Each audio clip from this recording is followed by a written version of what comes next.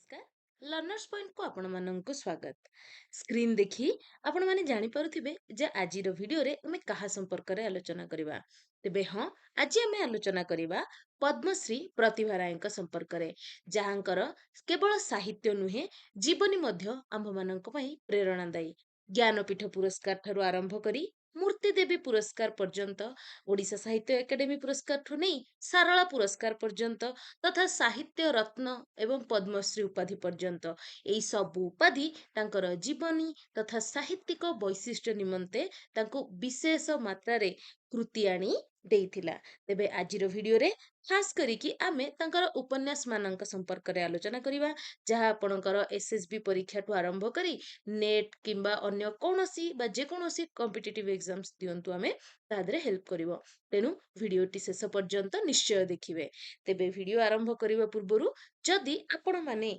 Net किंबा SSB PGT Odia तथा अन्य कोनोसी प्रतियोगिता मूलक परीक्षा पे प्रस्तुति करूथांती तेबे आम पाखरे कंप्लीट कोर्स अवेलेबल रही तेबे जदि आपण माने जॉइन करिया पई चाहंतंती किंबा कोर्स संपर्कित अन्य किछि तथ्य चाहंतंती ताहले 9040840869 एही कांटेक्ट नंबर माध्यम रे आम सहित जोगाजोग करि परिबे किंबा डिस्क्रिप्शन रे थिबा टेलीग्राम ग्रुप रे जॉइन करी मध्ये आम सहित जोगाजोग करि परिबे तेबे चलंतु एबे आलोचनाटी हमर आरंभ करिबा तेबे प्रतिभा राय आमर आधुनिक ओडिया लर्नर्स साहित्यर पॉइंट को आपण अन्यतम प्रमुख कथाशिल्पी भाबरे आम सामनारे थांती सीए उपन्यास ठारू आरंभ करी गल्प प्रबंध कविता भ्रमण कहानी जीवनी शिशु साहित्य इत्यादि क्षेत्र रे समृद्ध सृजन मान करिथिबा हमको देखिबा पई मिली थाए मानवतावादी तांकर जो दृष्टिभंगी ता सहित नारी चेतना तथा सामाजिक न्याय प्रति जो सचेतनता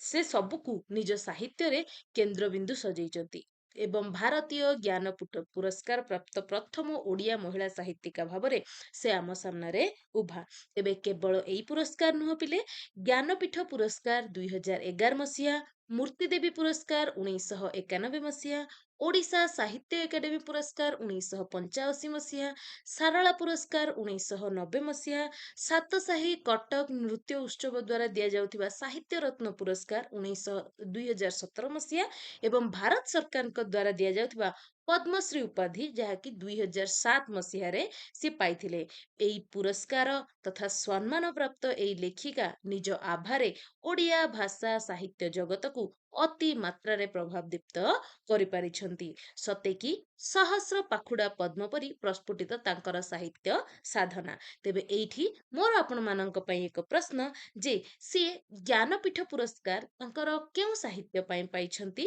ताहा आपण माने मते कमेंट बॉक्स रे निश्चय जणेबे एवं अन्य जो पुरस्कार मान मध्य पाइछंती ताहा केउ साहित्य भित्तिरे बा साहित्य समाहार भित्तिरे पाइछंती ताहा मते कमेंट बॉक्स रे आपण माने निश्चय जणेबे तेबे आमे जदि तांकर व्यक्तिगत जीवन कथा कहिबा ताहले 21 जनवरी 1943 मसीह रे तांकर जन्म पिले एवं पिता थिले तांकर परशुराम दास एवं माता थिले तांकर मनोरमा देवी एवं स्वामी थिले अक्षय चंद्र राय तेबे अन्य विषय आम पई सेमिति आवश्यक हबे नाही तेनु आमे तांकर व्यक्तिगत जीवन को छाड़ी साहित्य आलोचना करिवा तेबे प्रथमतः तांकर किछिटा प्रमुख उपन्यास कथा जदि आमे देखिबा पिले बहुत गुड़ाए उपन्यास आमे देखंती जेमिति कि आमे देखंती वर्षा बसंत बैशाख एई वर्षा बसंत बैशाखर रचना समय होची 1974 तापर आमे देखंती तांकर अरण्य उपन्यास जहाँकि 1977 देन आमे देखंती निषिद्ध पृथ्वी 1978 मसीहा उपनायिका 1978 मसीहा परिचय 1979 मसीहा तापर आमे देखंती अपरिचिता जोटा कि 1979 मसीहा पुण्यतया 1979 मसीहा मेघमेदुर 1980 मसीहा आशाबरी 1980 मसीहा अयमारंभ 1981 मसीहा नीलतृष्णा 1981 मसीहा समुद्रर स्वर 1982 मसीहा शिलापद्म 1983 मसीहा जाज्ञसेनी 1985 मसीहा देहातीत 1986 मसीहा उत्तर मार्ग 1988 मसीहा आदिभूमि 1993 मसीहा महामोह 1997 मसीहा मग्नमाटी 2004 मसीहा ମହାରାଣୀ ପୁତ୍ର 2008 ମସିହା ଏବଂ ଶେଷ ଈଶ୍ୱର 2016 ମସିହା। ତେବେ ଏଇ ସବୁ ଉପନ୍ୟାସ ସମ୍ପର୍କରେ ଆମେ କେବଳ ଏତିକି କହିପାରିବା ଯେ ଲେଖିକାଙ୍କର ଯୋଉ ଉପନ୍ୟାସ ଏଥିରେ ଆମକୁ ଅଭିଜ୍ଞତା, ଧୀମତ୍ତା ଆଉ ଅଧ୍ୟବସାୟର ସଙ୍ଗମ ଅନୁଭବ ହେଇଥାଏ। ଗୋଟେ ଦୈବୀ ଦୁର୍ବିପାକକୁ କେନ୍ଦ୍ର କରି ସେ ଯେ ଉପନ୍ୟାସ ରଚନା କରାଯାଇପାରେ ଏହା ଦେଖେଇ ଦେଇଛନ୍ତି ସିଏ ନିଜର ମଗ୍ନମାଟି ଉପନ୍ୟାସ ମାଧ୍ୟମରେ। ସେମିତି ଗବେଷଣା ପରି କଷ୍ଟକର କ୍ଷେତ୍ରରେ ମଧ୍ୟ ତାଙ୍କର ଯଥେଷ୍ଟ ପ୍ରସିଦ୍ଧି ରହିଥିଲା। ଦୀର୍ଘ ବର୍ଷର କଠିନ ପରିଶ୍ରମ, କଠିନ ଗବେଷଣାର ଶ୍ରୀଫଳ ଭାବେ ଆମ ସାମ୍ନାରେ ରହିଛି ଆଦିଭୂମି ଉପନ୍ୟାସ। ସେମିତି ହିଁ ଶିଳାପଦ୍ମ କୁହାଯାଉ, ମହାମୋହ, ମଗ୍ନମାଟି, ମହାରାଣୀର ପୁତ୍ର, ଉତ୍ତରମାଗ ଏ ସବୁ ଉପନ୍ୟାସ ସମ୍ପର୍କରେ ଆମେ ଏତିକି କହିପାରିବା ଯେ ତାଙ୍କର ଗବେଷଣାଗତ ଧୀମତ୍ତାର ଏଥିରେ ଉଦାହରଣ ରହିଛି। ସମୁଦ୍ରର ସ୍ୱର ଉପନ୍ୟାସ ଯେତେବେଳେ ସେ ଲେଖିଛନ୍ତି ସେଥିରେ ତାଙ୍କର ବୈଜ୍ଞାନିକ ଅବଧାରଣାକୁ ଆମେ ଦେଖିବାକୁ ପାଆନ୍ତି। ଆଉ ସେଇ ଭିତରେ ହିଁ ମଣିଷଟିଏ ନିଜକୁ ଆଉ ତାର ଚତୁର୍ଦିଗକୁ, ତାର ଅସ୍ତିତ୍ୱକୁ, ତାର ସମଗ୍ର ବିଶ୍ୱକୁ ସେଠି ସିଏ ଖୋଜି ପାଇଥାଏ। ତେବେ ଏବେ ଆମେ ଆଲୋଚନା କରିବା ଏହି ଉପନ୍ୟାସ ମାନଙ୍କର ବିଷୟବସ୍ତୁ ସମ୍ପର୍କରେ। ବିଷୟବସ୍ତୁ ନିର୍ବାଚନ କରିବା କ୍ଷେତ୍ରରେ ଲେଖିକାଙ୍କର ଦକ୍ଷତାର ଏକ ସ୍ୱତନ୍ତ୍ର ପରିଚୟ ବୋଲି ଆମେ କହିପାରିବା।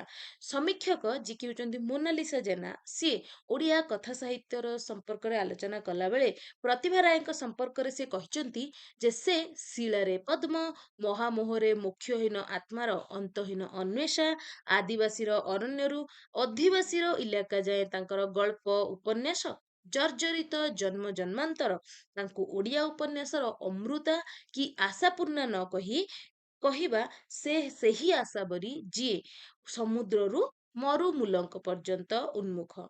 ଏଇଟା କଥା କଥା ତାଙ୍କର ଯୋଉ କଥା କଥା କବିତା କବିତାର ଗୋଟେ ପ୍ରକାଶନ ଆସିଥିଲା ସେଇଥିରେ ସେ କହିଛନ୍ତି। ତେବେ ଏଇଭଳି ଜଣେ ଔପନ୍ୟାସିକଙ୍କର କିଛିଟା ବିଷୟବସ୍ତୁ ବା ଔପନ୍ୟାସିକାଙ୍କର ଉପନ୍ୟାସ ମାନଙ୍କର କିଛିଟା ବିଷୟବସ୍ତୁ ଆମେ ଏଠି ଆଲୋଚନା କରିବା। ତେବେ ଆମେ ସମସ୍ତେ ଜାଣନ୍ତି ପିଲେ ଯେ ପ୍ରତିଭା ରାୟଙ୍କର ସର୍ବାଧିକ ମାନେ ଆଦୃତ ବା ଲୋକପ୍ରିୟ ବୋଲି ଆମେ କହିପାରିବା ଯାହାକି ହେଉଛି ଯାଜ୍ଞସେନୀ ଉପନ୍ୟାସ। କିନ୍ତୁ ଏଥିରେ ଥିବା ଚରିତ୍ର ଆଜି ପର୍ଯ୍ୟନ୍ତ ବିଶ୍ୱରେ ସବୁଠୁ ଅଧିକା ଅବମାନନା ତଥା କଟାକ୍ଷର ମୁକାବିଲା କରିଛନ୍ତି। ତା ସତ୍ତ୍ୱେ ଶୁଦ୍ଧ ସ୍ୱବର୍ଣ୍ଣ ପରି ଝଟକୁଛନ୍ତି ଏହି ନାରୀ ଯାହାରି ଆତ୍ମନେପଦୀ ହେଉଛି ଯଜ୍ଞସେନୀ। ଆଉ ସମଗ୍ର ଉପନ୍ୟାସର କଥାବସ୍ତୁ ସେ ସଖା କୃଷ୍ଣଙ୍କୁ ସମର୍ପିତ କରିଛନ୍ତି। ଏକ ପ୍ରତୀକାତ୍ମକ ଉପନ୍ୟାସ ଏବଂ ଆଜି ମଧ୍ୟ ଜଣେ ସାଧାରଣ ବ୍ୟକ୍ତିର ଆଖି ଆଗରେ ଉଭା ହେଉଛନ୍ତି ଅନେକ ଯାଜ୍ଞସେନୀ। ଆଉ ଏଇ ମଣିଷ ସମାଜ ଭିତରେ ଅବସ୍ଥାନ କରୁଥିଲେ ମଧ୍ୟ ସେମାନେ ସଦାସର୍ବଦା ଅପମାନିତ ହେଇଛନ୍ତି ଦୁର୍ଯ୍ୟୋଧନ ଆଉ ଦୁଶାସନ ମାନଙ୍କ ଦ୍ୱାରା। ଦ୍ରୁପଦ ନନ୍ଦିନୀ ଦ୍ରୌପଦୀ ଯାହାଙ୍କୁ ଆମେ ଯାଜ୍ଞସେନୀ ଭାବରେ ଜାଣନ୍ତି, ସିଏ ସ୍ୱର୍ଗାରୋହଣ କରୁଥିବା ବେଳେ ତାଙ୍କର ପଞ୍ଚ ସ୍ୱାମୀ ବା ପଞ୍ଚପତି ତାଙ୍କୁ ପ୍ରତ୍ୟାଖ୍ୟାନ କରି ଆଗକୁ ଚାଲି ଯାଇଛନ୍ତି। ପଛରେ ରହିଛନ୍ତି ଏହି ନାରୀ ଶ୍ରେଷ୍ଠା ଯାଜ୍ଞସେନୀ। ସେତେବେଳେ ସିଏ ଅନୁଶୋଚନାରେ ବ୍ୟତିବ୍ୟସ୍ତ ହେଇଛନ୍ତି ଏବଂ ଉପନ୍ୟାସ ପୃଷ୍ଠା ମାନଙ୍କରେ ଲେଖିକା ସେଇ ମହନୀୟ ନାରୀଙ୍କର ଯୋଉ ଆଘାତ ପ୍ରାପ୍ତ ମାନସିକ ଯନ୍ତ୍ରଣାକୁ ଭାଷା ରୂପ ଦେଇଛନ୍ତି। ସେମିତି ମହାମୋହ ଉପନ୍ୟାସ ପଦ୍ମଶ୍ରୀ ଲେଖିକାଙ୍କର ଏକ ତାତ୍ବିକତା ତଥା ଆତ୍ମିକ ସାଧନା ନିଷ୍ଠା ଆଧାରିତ ଏକ ବିରଳ ସାହିତ୍ୟିକ କୃତି ଆମେ କହିପାରିବା। ମହର୍ଷି ଗୌତମଙ୍କର ଅଭିଶାପ ଜର୍ଜରିତା ସପତ୍ନୀ ବ୍ରହ୍ମାପୁତ୍ରୀ ଅହଲ୍ୟାଙ୍କର ଶ୍ରୀରାମଙ୍କ ସ୍ପର୍ଶରେ ଶାପମୁକ୍ତ ହୋଇଥିବା ପରି ଅଲୌକିକ ଘଟଣା ୟାର ବିଷୟବସ୍ତୁ। ତେବେ ପ୍ରାଚୀନ ଭାରତୀୟ ଦର୍ଶନ, ତପସ୍ୟାର ଧାରା, ଉପାସନା ତଥା ଗୁରୁକୁଳର ଜୀବନଚର୍ଯ୍ୟା, ଯଜ୍ଞ, ଗ୍ରାହସ୍ଥଶ୍ରମ, ସଂଯମତାର ଯୋଉ ନୈଷ୍ଠିକ ଆଚରଣ, ମାନବିକତାର ସ୍ୱର ଇତ୍ୟାଦି ମହାମୋହକୁ ଏକ ତାତ୍ବିକ ରୂପ ଦେଇଛି ଆମେ କହିପାରିବା। ଏବଂ ଇଏ ହେଉଛି ଏକ ପ୍ରତୀକାତ୍ମକ ଉପନ୍ୟାସ। ଲେଖିକା ସେଥିରେ ଗୋଟେ ଲେଖୁଛନ୍ତି ପଂକ୍ତିଟେ, ଅହଲ୍ୟା ସୌନ୍ଦର୍ଯ୍ୟର ପ୍ରତୀକ, ଇନ୍ଦ୍ର ଭୋଗର ପ୍ରତୀକ, ଗୌତମ ଅହଂର ପ୍ରତୀକ ଏବଂ ରାମ ତ୍ୟାଗ ଓ ଭୋଗର ପ୍ରତୀକ। ଠିକ ସେମିତି ମଗ୍ନମାଟି ଉପନ୍ୟାସ କଥା ଯଦି ଆମେ ଦେଖିବା, ଏହା ତାଙ୍କର ଓଡ଼ିଆ ସାହିତ୍ୟକୁ ଏକ ଅମୂଲ୍ୟ ଦାନ ବୋଲି ଆମେ କହିପାରିବା, ଅମୂଲ୍ୟ ଉପହାର ଆମେ କହିପାରିବା। ପଞ୍ଚଭୂତରୁ ଜନ୍ମିତ ମଣିଷ କୌଣସି କାରଣରୁ ନିଶ୍ଚିହ୍ନ ହେଇଯିବା ପରେ ପୁଣି ଥରେ ବଞ୍ଚି ଉଠେ ଗୋଟେ ଆଭାଦ୍ୱିପ୍ତ ତପସ୍ୱିନୀ ପରି ଧ୍ୟାନମଗ୍ନ ମାଟି ମାର ଅମୃତ ସ୍ପର୍ଶରେ। 1999 ମସିହାରେ ଏରସମା ଅଞ୍ଚଳ ବଙ୍ଗୋପସାଗରର ଉପକୂଳରେ ତାଣ୍ଡବ ରଚିଥିଲା ମହାବାତ୍ୟା। ଆଉ ସେଇ ସମୟର ଯୋଉ ବିଭୀଷିକା, ସେତେବେଳେ ମଣିଷର ବଞ୍ଚିବା ପାଇଁ ଯୋଉ ଆକୁଳତା, ଆଉ ତାପରେ ଜଟାଧାରୀ ମୁହାଣର ଭିତରେ ହଜି ଯାଇଥିବା ଗୋଟେ ଜାତିର ସଭ୍ୟତା ତଥା ସଂସ୍କୃତିର ପୁନରୁଦ୍ଧାର, ତାର ବଞ୍ଚିବାର ନୂଆ ସଂକଳ୍ପଯୁକ୍ତ ସଂଗ୍ରାମ ଇତ୍ୟାଦି ମଗ୍ନମାଟିର ପୃଷ୍ଠା ମାନଙ୍କରେ ଦେଖାଯାଏ। ପରବର୍ତ୍ତୀ ଉପନ୍ୟାସ ତାଙ୍କର ପିଲେ ଶିଳାପଦ୍ମ। ଆଉ ଏହି ଉପନ୍ୟାସରେ ତାଙ୍କର ଅସାଧାରଣ ସାହିତ୍ୟିକ କୃତି ଆମକୁ ଦେଖିବା ପାଇଁ ମିଳିଥାଏ। ଉତ୍କଳର ମହାରାଜା ନରସିଂହ ଦେବ, ମହାରାଣୀ ସୀତା ଦେବୀ, ଚାର୍ଲସ ପ୍ରାଚୀପ୍ରଭା, କମଳ ମହାରଣା, ଚନ୍ଦ୍ରଭାଗା ଇତ୍ୟାଦି କିଛି ଚରିତ୍ରଙ୍କ ସହିତ ଉପନ୍ୟାସଟି ରଚନା କରାଯାଇଛି। ଏଥିରେ ପଦ୍ମକ୍ଷେତ୍ର ବା ଅର୍କକ୍ଷେତ୍ର ଭାବେ ପରିଚିତ କୋଣାର୍କ ଏବଂ ସେଠାରେ ନିର୍ମିତ ପବିତ୍ରତା, କାରୁଣ୍ୟ, ତ୍ୟାଗର ମୂର୍ତ୍ତିମନ୍ତ ଜୀବନ୍ତ ଶ୍ରେଷ୍ଠ ପ୍ରସ୍ତର କଳାକୁ ଆମେ ଏଥିରେ ଦେଖିବାକୁ ପାଇଛନ୍ତି। ଆଉ ସୂର୍ଯ୍ୟଦେବଙ୍କର ଇଏ ହଉଛି ଉପାସନା ପୀଠ ପିଲେ। ଏବଂ କୋଣାର୍କ କେବଳ ଯେ ଓଡ଼ିଆ ଜାତିର ଭକ୍ତି ମାନସର ପରିଚୟ ତାହା ନୁହେଁ, ଓଡ଼ିଆ ଶିଳ୍ପୀ ମାନଙ୍କର ମଧ୍ୟ ପ୍ରତିଭାର ଏକ ସ୍ମୃତି ସ୍ତମ୍ଭ ବୋଲି ଆମେ କହିପାରିବା। ଏହାର ସ୍ଥାପତ୍ୟ କଳା ଅଦ୍ୱିତୀୟ ବିଶ୍ୱରେ। ଏବଂ ସେହିପରି ଆମେ ଯଦି ଦେଖିବା, ଯୋଉ ଭଗ୍ନାବଶେଷ ଆଜି ରହିଛି କୋଣାର୍କର, ସେଠାରେ ମଧ୍ୟ ଭାସ୍କର୍ଯ୍ୟ ନୈପୁଣ୍ୟତା ଆମକୁ ଦେଖିବାକୁ ମିଳିଥାଏ। ଆଉ କୋଣାର୍କର ପ୍ରତି ଶିଳାଖଣ୍ଡ ବିଶ୍ୱବାସୀଙ୍କ ପକ୍ଷେ ଏକ ଏକ ବିସ୍ମୟ ବୋଲି ଆମେ କହିପାରିବା। ସେହିପରି ତାଙ୍କର ପରବର୍ତ୍ତୀ ଉପନ୍ୟାସ ଭାବରେ ଆମେ ଆଦିଭୂମି ଉପନ୍ୟାସକୁ ଦେଖନ୍ତି ପିଲେ। ଏହି ଆଦିଭୂମି ଉପନ୍ୟାସ ବିଷୟ ଯଦି ଆମେ ବିଚାର କରିବା, ତାହେଲେ ତାଙ୍କର ଏକ ଶୀର୍ଷସ୍ଥାନୀୟ ସାହିତ୍ୟ କୀର୍ତ୍ତି ଭାବରେ ଆମେ ଏହାକୁ ଗ୍ରହଣ କରିପାରିବା। ମଣିଷର ଆଦିଭୂମି ଉପରବଣ୍ଡା ଦେଶର ଅଧିବାସୀ ମାନେ, ଯୋଉମାନେ କି ହଜାର ହଜାର ବର୍ଷ ପରେ ବି ନିଜର ପରିଚୟ ଦିଅନ୍ତି ନିଙ୍ଗ ଜାତି ବା ରେମୋ ହିସାବରେ, ଅର୍ଥାତ୍ ମୁଁ ଜାତିରେ ମଣିଷ। ପୁଣି ଭାଷା ହଉଛି ତାର ରେମୋ ସାମ, ମଣିଷର ଭାଷା। ଶିକ୍ଷିତ ଏଇ ଆଧୁନିକ ମଣିଷ ପାଇଁ ସିଏ ହିଂସ୍ର ବନ୍ୟ ହେଲେ ବି ବଣ୍ଡା ଭାବରେ ବଣ୍ଡା ଭାବରେ ସେମାନେ ପରିଚିତ। ଏଇ ବଣ୍ଡା ଶବ୍ଦର ଅର୍ଥ ଲଙ୍ଗଳା। ଆଦିଭୂମି କଥାବସ୍ତୁ ସଂଗ୍ରହ କରିବା ସମୟରେ ଲେଖିକା ଆମର ବହୁ ସମୟ ପର୍ଯ୍ୟନ୍ତ ଗବେଷଣା କରିଥିଲେ।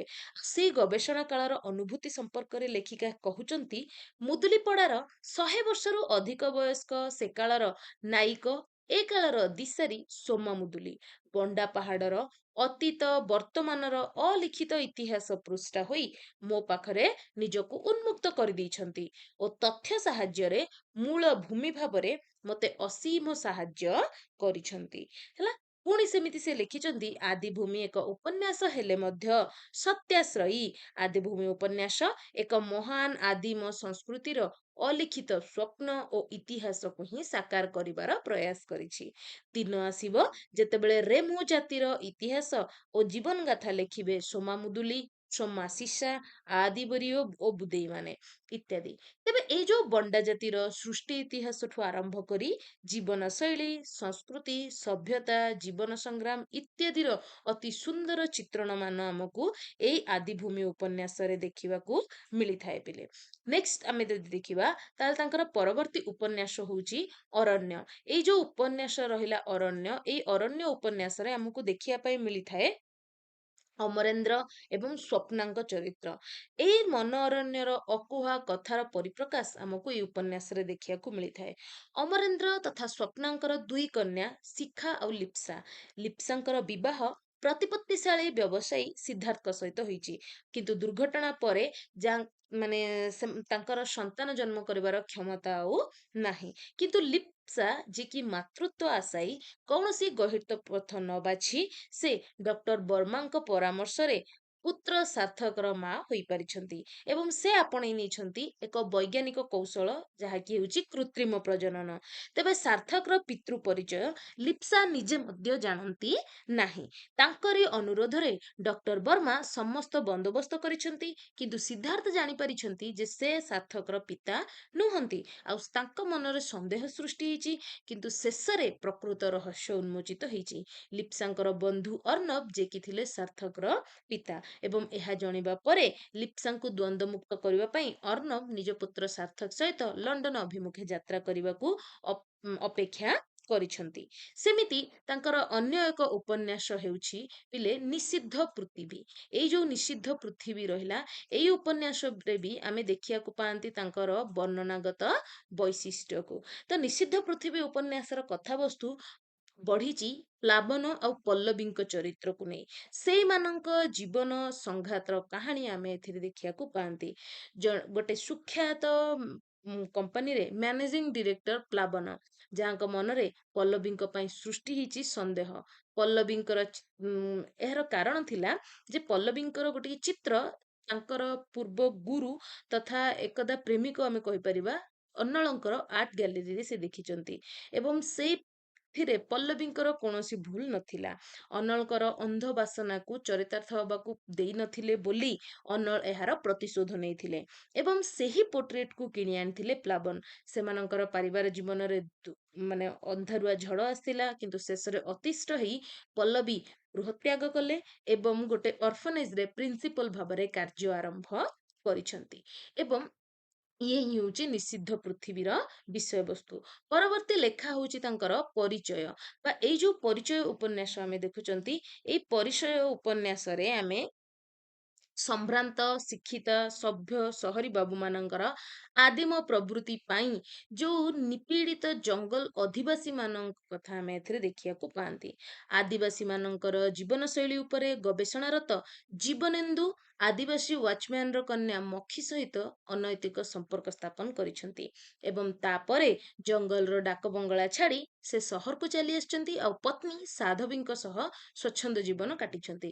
କିନ୍ତୁ ଅନ୍ୟ ପକ୍ଷରେ ମକ୍ଷୀ ସନ୍ତାନ ସମ୍ଭବ ହେଇଛନ୍ତି ଏବଂ ଏହା ଜାଣିଲା ପରେ ତାର ବାପା ତାଙ୍କୁ ସନ୍ତାନର ପିତୃ ପରିଚୟ ପଚାରି ଅଛନ୍ତି। କିନ୍ତୁ ଭୟରେ ମକ୍ଷୀ ସରଳ ବଳିଷ୍ଠ ଆଦିବାସୀ ଯୁବକ ଜଗମୋହନ ବା ଜଗୁର ନାଁ କହିଛନ୍ତି। ମକ୍ଷୀକୁ ନିଜ ସମାଜରୁ ବାହାର କରି ଆଣି ଜଗୁ ପାଖରେ ତାଙ୍କର ପିତା ଛାଡ଼ି ଦେଇ ଯାଇଛନ୍ତି।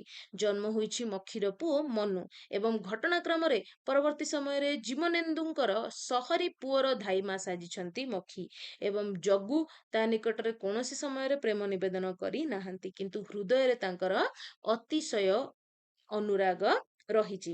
ପରବର୍ତ୍ତୀ ସମୟରେ ଜୀବନେନ୍ଦୁଙ୍କର ସେଇ ପୁରାଣ ପିପାସା ପୁଣି ଜାଗି ଉଠିଛି, କିନ୍ତୁ ସେଥିରେ ରାଜି ହୋଇନାହିଁ ମକ୍ଷୀ। ଆଉ ସେ ସେତେବେଳେ ଅନୁଭବ କରିପାରିଛି ତା ପାଇଁ ଜଗୁର ପବିତ୍ର ପ୍ରେମ ଏବଂ ସେହି ପ୍ରେମ ପାଇଁ ବୋଲି ତା ପାଖରେ ନିଜକୁ ସମର୍ପି ଦେବାର ସଂକଳ୍ପ କରିଛି ଏବଂ ସେମାନଙ୍କର ଦାମ୍ପତ୍ୟ ଜୀବନ ଗଢି ଉଠିଛି ଏବଂ ମନୁ ପାଇଛି ତାର ଏକାନ୍ତ ଆବଶ୍ୟକୀୟ ପିତୃ ପରିଚୟ। ତେବେ ଏଇ ହେଉଛି ତାଙ୍କର ପରିଚୟ ଉପନ୍ୟାସର ବିଷୟବସ୍ତୁ। ତେବେ ଆଜିର ଭିଡିଓରେ ଆମେ ଏତିକି ଦେଖିବା।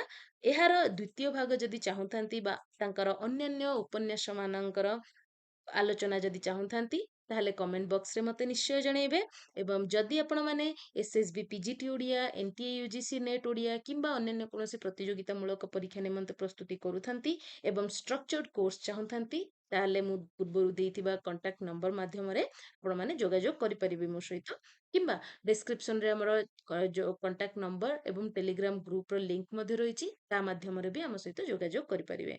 ଶେଷ ପର୍ଯ୍ୟନ୍ତ ଭିଡିଓଟି ଦେଖିଥିବାରୁ ଆପଣମାନଙ୍କୁ ବହୁତ ବହୁତ ଧନ୍ୟବାଦ। ନିଶ୍ଚୟ ଜଣେଇବେ।